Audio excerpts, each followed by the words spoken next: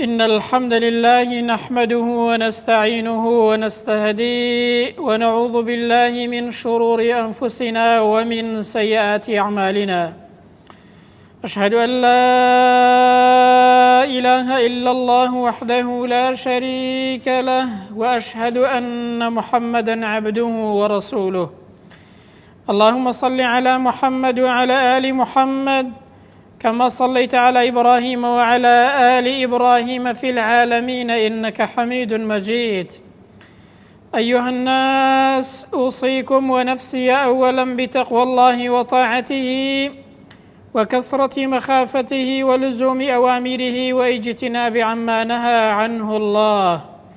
قال تعالى في كتابه العزيز: يا أيها الذين آمنوا اتقوا الله حق تقاته ولا تموتن إلا وأنتم مسلمون. أما بعد، فإن أصدق الحديث كتاب الله، وخير الهدي هدي محمد صلى الله عليه وسلم، وشر الأمور محدثاتها، وكل محدثة بدعة، وكل بدعة ضلالة، وكل ضلالة في النار. أما بعد، هەموو ساڵێک کە وەختی تاقیکردنەوە و ئیمتیحانەکانی دنیایی دادێت، خەڵک مەشغوڵ و سەرقاڵی سەعیکردن و خۆ ئامادەکردنە بە شێوازێک ئینسانی وا هەیە مەترسی لێ دەنیشێت بە جۆرێک لە جۆرەکان تووشی قەلەقی و مەترسی دەبێت. بۆچی؟ چونکە ئەگەر گوترا ئیمتیحان و تاقیکردنەوە هەرچەندە ئەو کەسە بشی زانێت، سروشتی تاقیکردنەوە وایە لەسەر ئینسان قورس و ناخۆشە. بۆیە لە کۆنەوە گوتراوە ڕۆژی ئیمتیحان یاخود ئینسان سەربەرز و ڕێز لێگیراو دەبێت، یان ئەوەتانەیە ئینسان سەرشۆڕ دەبێت. بەڵام ئێمە ئیمتیحانێکی گەورەترمان لە بەردەمدایە کە ئیمتیحان و تاقیکردنەوە لە کۆی ژیان و هەموو عومرمانە، کە بریتیە لە ئیمتیحان و تاقیکردنەوەی ڕۆژی قیامەت.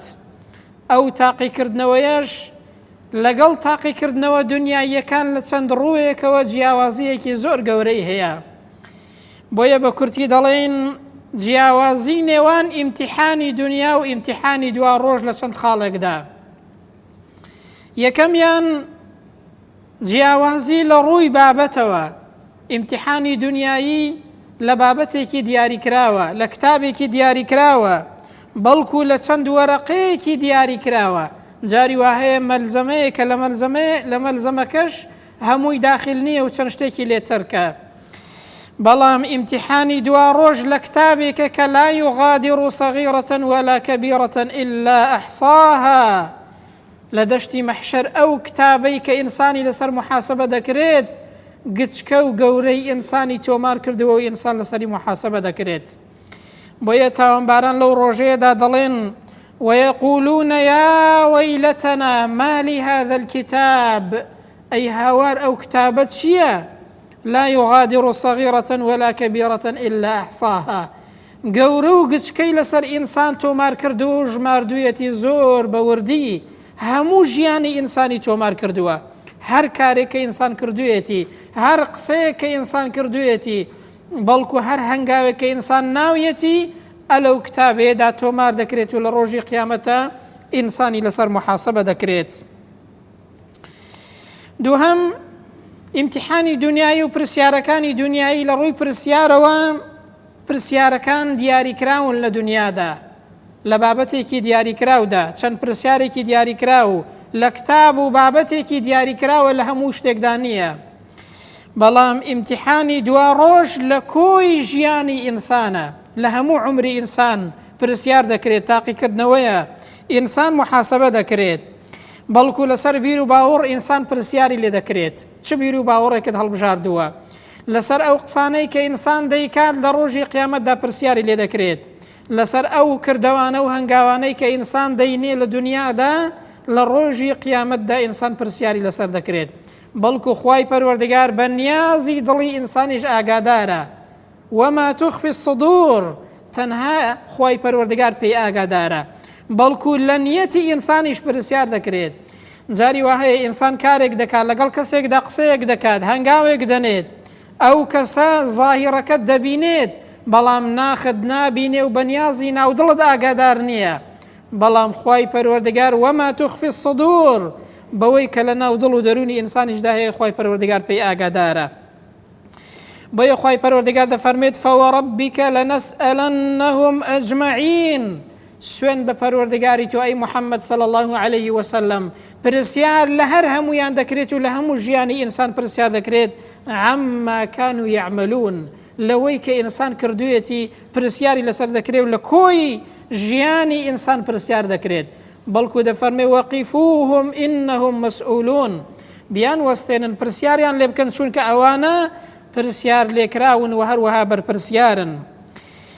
پێغەمبەر صلی الله عليه وسلم لە فەرمایشتێکدا دەفەرمێت لا تزول قدم عبد يوم القيامة حتى يسأل عن عمره فيما أفناه. بزانە ئیمتحانی دەشتی مەحشەر چۆنە، بزانە ئیمتحانی دنیاییش چۆنە. لە دەشتی مەحشەر و لە ڕۆژی قیامەتدا یەک لاق نابەیتە پێشەوە و یەک هەنگاو هەڵنانی. دەفەرمێ هەتاوەکو لە عمر و ژیانت پرسیار لێ نەکرێت ئەو عمر و ژیانت لە چیدا سەرف کرد. جا نەک هەر لە بوارێکی ژیان بەڵکو لە هەموو عمری ئینسان پرسیار دەکرێت. وعن علمه فيما فعل، لەو زانست و زانیاریە کە پێت دراوە ئەی ئینسان دنیات پێ ئاوەدان کردەوە یاخود دنیات پێ وێران کرد، خەڵکت پێ ڕێنمونی کرد یاخود خەڵکت پێ گومڕاکت خوا پەنامانداد، پرسیار لە زانست و زانیاری ئینسان دەکرێت. سێمیان پێغەمبەر دەفەرمێ وعن ماله من ئەینە اکتسبه وفيما أنفقه. ماڵ دوو پرسیاری لەسەرە. لە ڕۆژی قیامەتدا پرسیار لە ئینسان دەکرێت ئەو ماڵ و سامانە لەکوێ بەدەستت هێنا، چۆن بەدەستت هێنا، بە چ ڕێگایەک پەیدات کرد و هەروەها لە چیشدا سەرفت کرد. وعن جسمه فيما أبلاه. چوارەمیان پێغەمبەر دەفەرمێت لە هەموو جەستە و لاشەکەت و لە ئەندامەکانت پرسیار دەکرێت ئەو لاشە و جەستەیەت لە چیدا سەرف کرد، لە چیدا خەرجت کرد، لە کاری چاکە و ئەعمالی صالح یاخود خوا پەنەمەندا لە خراپە و خراپەکاری. سێهەمین جیاوازی ئیمتیحانی دنیا و ئیمتیحانی دوا ڕۆژ لە ڕووی شوێنەوە. ئەو شوێنەی کە ئینسان لە دنیادا تاقیکردنەوەی تێدا ئەنجام دەدات شوێنێکی خۆشە، ژوورێکە جاری وهەیە بەرسێبەرێکە فێنکە، لە جەوێکی ئارامدا ئینسان تاقیکردنەوەی دنیایی ئەنجام دەدات.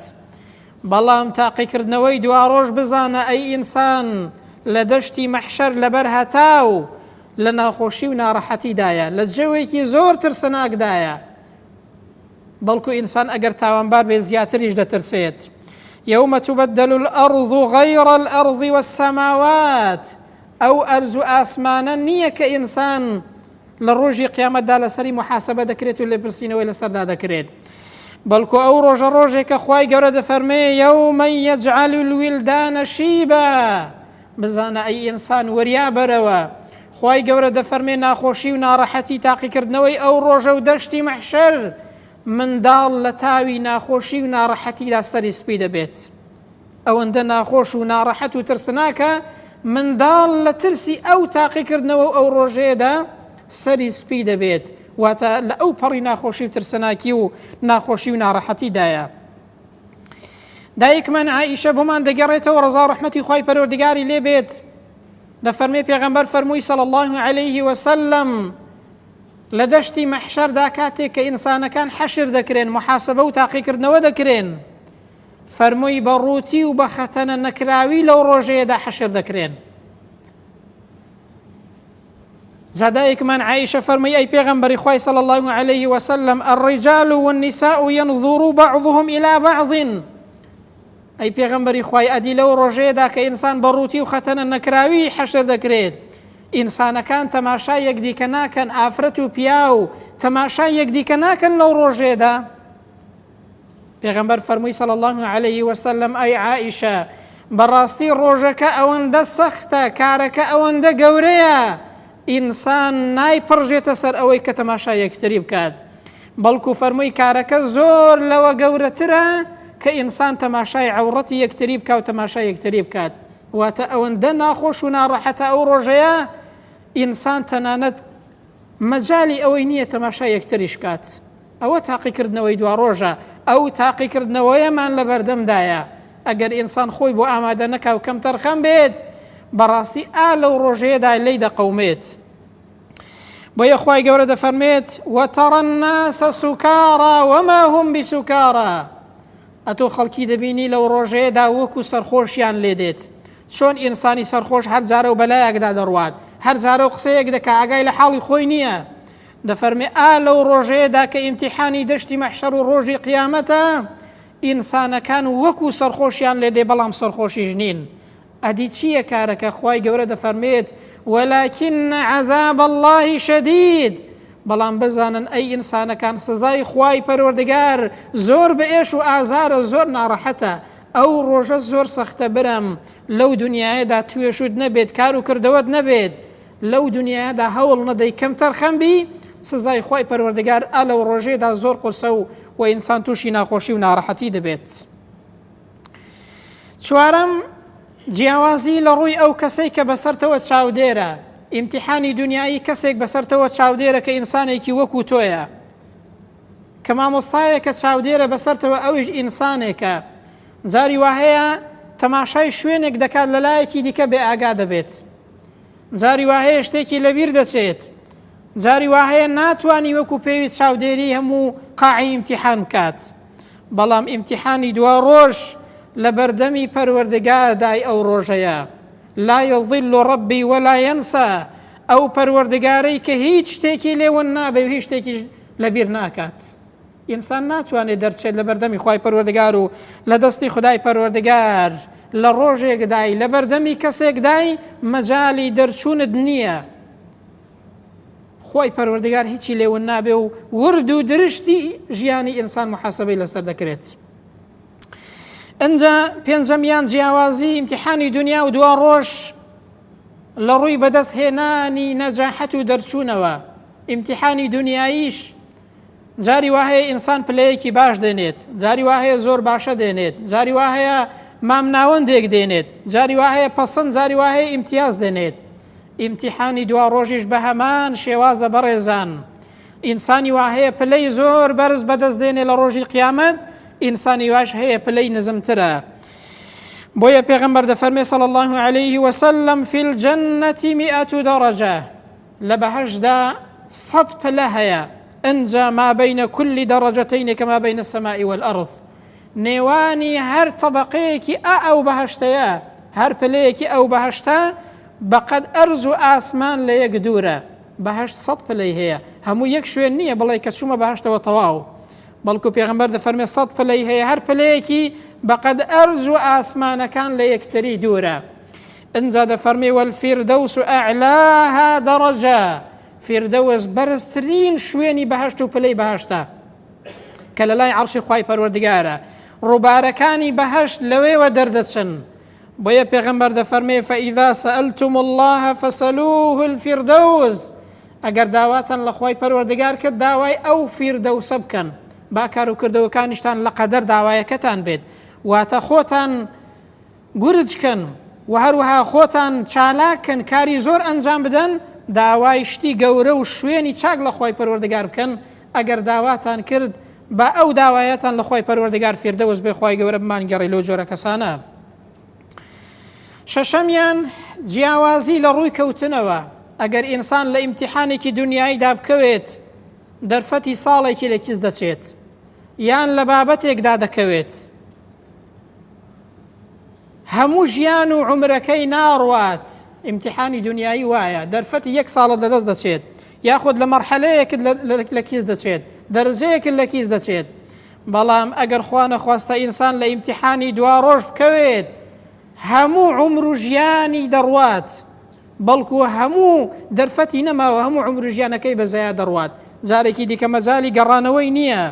ئەوەی کە لە دنیادا ئینسان لە دەستی بچێ شتێکی ئاسانە. بۆچی؟ چونکە هەموو دنیا لە چاو دوا ڕۆژ هەر شتێکی کەمە. بەڵام ئینسان لە ئیمتیحانێکی دنیایی دەکەوێت دەرفەتی ساڵێکی لە کیس دەچێت. بەڵام وەریا بە ئەی ئینسان ئەگەر بێت و لە ئیمتیحانی دوا ڕۆژ بکەوی خەسارەتمەندی ئەبەد و هەتایی دەبی، جارێکی دیکە دەرفەتت پێ نادرێتەوە. بۆیە خوای گەورە دەفەرمێ قل إن الخاسرين الذين خسروا أنفسهم وأهليهم يوم القيامة. پێیان بڵێ ئەی پێغەمبەر صلی الله عليه وسلم بەڕاستی ئەو کەسانە زیان لێکەوتون کە خۆیان و ماڵ و منداڵیان بە خەسارەت دەدەن، نازانن ژیانیان لە پێناوی چیدا بەسەر دەبن و نازانن ژیانیان چۆن بەڕێ دەکەن، ژیانی خۆیان بە خەسار داوە. ئەو کەسانە زیان لێکەوتون.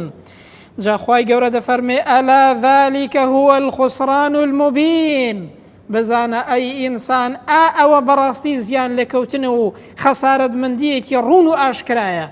ئەو کەسەی لەو ڕۆژەدا بکەوێت، لەو ئیمتیحانەدا بکەوێت، خەسارەت مند بێت، خوای گەورە دەفەرمێ بزانە ئەوە بەڕاستی خەسارەت مندێکی ڕوون و ئاشکرایە.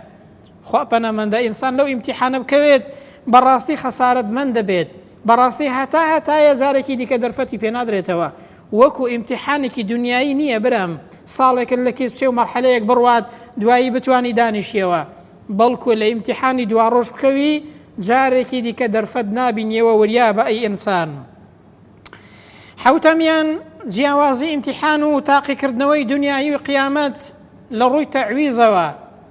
ئیمتیحانی دنیایی تەعویز دەکرێتەوە. ئەگەر ئینسان لە دەرسێ بکەوێت جاری وا هەیە دەوری دووەم هەیە دەتوانێت لە دەوری دووەم دەرچێت. ئەگەر ساڵێک بڕوات جاری وا هەیە دەتوانی ساڵێکی دیکە دانیشیەوە و هەر تەنها لە ساڵێک مەحروم دەبی و بێبەش دەبی. بەڵام وریابە ئیمتیحان و تاقیکردنەوەی قیامەت دەوری دووەمی نییە، دەرفەتی دووەمی نییە برام.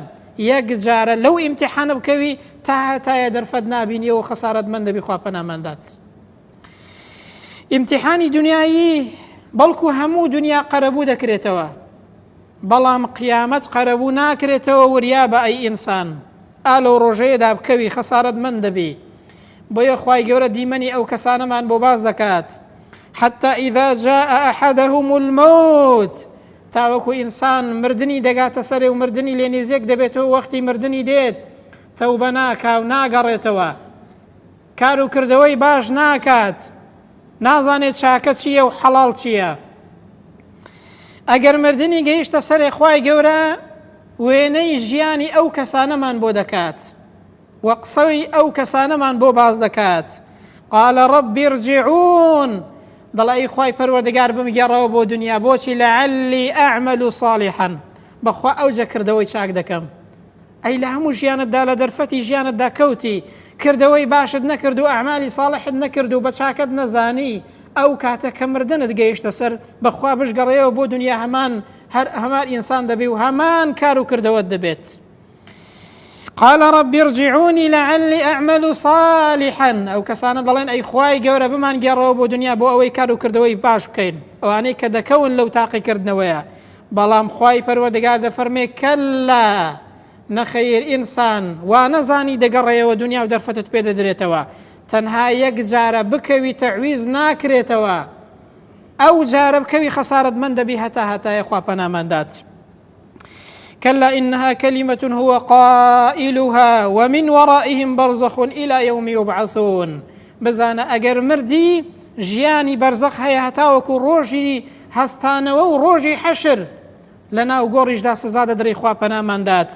بلكو أو كسي كدرفتي جاني لكيس شيت، أو كسي لو تاقي كردنوي بكويت جاريكي دي كتعويز كردنوي نية ودوري دوامي نية. كواتا أي إنسان وريابة تاقي كردنويكي زور قورو ترسناكا يك جارة لتمندا أو جاريا بكوي خسارة من بي وكو دنيا قربو ناكريتوا، جياني دنيا خوشي دنيا هرشي إنسان لدنيا دا لدستي بشي قربو دكريتوا، بلام دل نيابة قيامت قربو ناكريتوا. بويا أو كسانيك لبهجدان معاذي كوري جبل دفرميت بهشتيا كان تنها لو بشيمان لنا وبهجدا ككاتێکیان ڕۆیشتووە سەعاتێک لە ژیانیان ڕۆیشتووە ذکر و یادی خدای پەروەردگاریان تێدا نەکردووە. ئینسان لە بەهەشتێ بێ پەشیمانە. ئەی ئەو کەسەی خوا پەنامەندە ئەگەر لە جەهەنەم و لە شوێنێکی ناخۆش بێت. کەواتە لە کۆتاییدا دەڵێن بەڕاستی ئینسان تاقیکردنەوەیەکی زۆر گەورە و ترسناکی لە بەردەمدایە. ئەگەر وریا نەبێت ئەو جارە بکەوێت دەرفەتی ژیانی نابێت، ئەو جارە لەو ئیمتیحانەیە بکەوێت خەسارەت من دەبێت هەتایە جارێکی دیکە دەرفەتی پێ نادرێتەوە. بەڵکو ئەو ڕۆ دنیایە و ڕۆژی تاقیکردنەوە و کارکردنە، حیسابات لە گۆڕدانیە، حیسابات نییە لە دنیادا.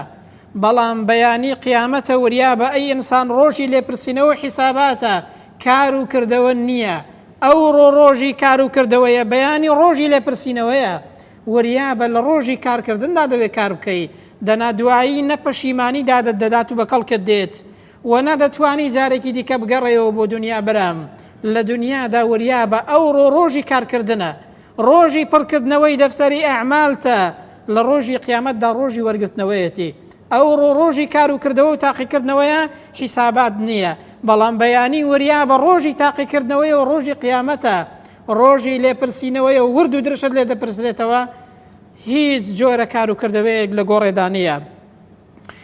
کۆتایەکەی بە ئامۆژگاریەکی حەسەنی بەسری دێنین ڕزا و ڕەحمەتی خوای پەروەردگاری لێبێت لە کاتێکدا کە حەسەنی بەسری ئەو ئاەتەی خوێندەوە کە خوای پەروەردگار دەفەرمێت عن اليمين وعن الشمال قعيد هەموو ئینسانێک دوو فریشتە لەسەر شانیەتی دوو فریشتە چاودێری و ئاگاداری دەکات یەکێکیان لە لای ڕاست کە کار و کردەوەی چاک دەنووسێت ئەعمالی ساڵحە دەنووسێت ئەوی تریان لە لای چەپەی ئینسانە و کار و کردەوە خراپەکان دەنووسێت خوا پەناماندات. جا حەسەنی بەسری فەرمووی ئەو دوو فریشتانە کە لەسەر شانی ئینسانن چاکە و خراپەی ئینسان دەنووسن دەفەرمێ وریابە ئەی ئینسان فەعمەل ما شئت ئەقلیل ئەو ئەکثر ئەی ئینسان ئەتۆش تەماشای خۆت کە چۆنی دەتەوێت کار و کردەوە بکە لە دنیادا زۆر ئەنجام دەدەی یاخود کەم ئەنجام دەدەی چاکە دەکەی یاخود خراپە دەکەی دەفتەرەکەت کراوەیە فریشتەکانیش تۆماری دەکەن وریابە ئەی ئینسان دەفتەرت کراوەیە هەتاوەکو ئەو ڕۆژەی کە دەمری دەفەرمێ کاتێک کە دەمری و مردنت دێت ئەو دەفتەرەی کە لە ژیانتدا ئاوا کراوەیە و هەموو شتێکی تێدا تۆمار دەکرێت لە کاتێکدا کە دەمری دەفتەرەکەت ئاوادا دەخرێت مەجالی هیچ شتێکت نامێنێت بەڵکو ئەو دەفتەرەیە کاتێک کە دەمری لە ناو گۆڕدا دەکرێتە گردنت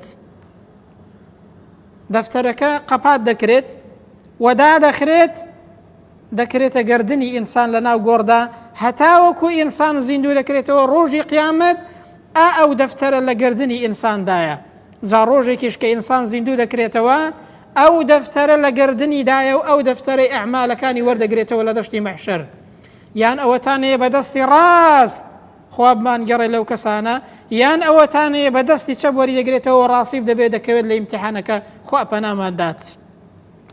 ئینجا بۆیە خوای گەورە دەفەرمێت وەکل لە ئینسانین ئەلزەمناه طائرەه فی عنوقه هەموو ئینسانێک دەفتەری کردەوەکانی خوای گەورە دەفەرمێت لە گردنیدایە ونخرج له يوم القيامة كتابا يلقاه منشورا لروجي قيامتيش دا أو كتابت بو دكريتوا أو دفتر أعمالت بو دكريتوا شهادك ددريتوا بكراوي انجا بيدلن اقرأ كتابك دي أو رؤتو كتابك يخود بخوين وكفى بنفسك اليوم عليك حسيبا بخوا بسك خود بسر خوته وشاهد بي شون كدزاني بريزكت شون بو كردوا كانت شون بوون كفى بنفسك اليوم عليك حسيبا بس برام أورو بسر خوته وشاهد بي چونك هموشتيق لو دفتري دا تودا تومار كراوا جا عقل أو كسيا زانا أو كسيا براستي إنساني عقلو تيجيشتو أو كسيا بيش أوي كدفتركي دا بخريتو مردني بقاتا سر